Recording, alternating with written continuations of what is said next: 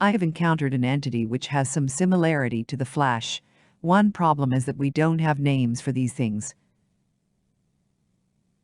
I was camping alone in the mountains as I used to do, for 4 weeks every summer.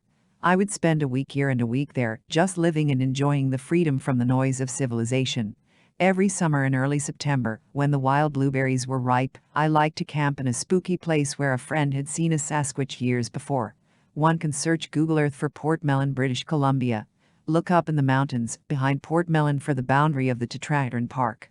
That is where this site is located. One morning, I walked up the steep hill away from my camper truck. I spent a few hours walking through the old-growth rainforest, eating blueberries and listening. The morning fog cleared as I explored a ridge and the steep decline on the other side.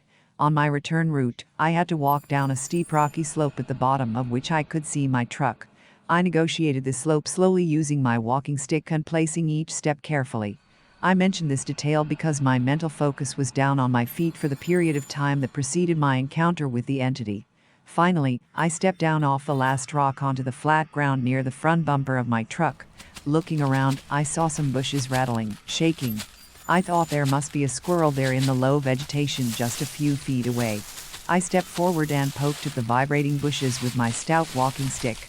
The circle of rattling bushes suddenly expanded out to a few feet in diameter.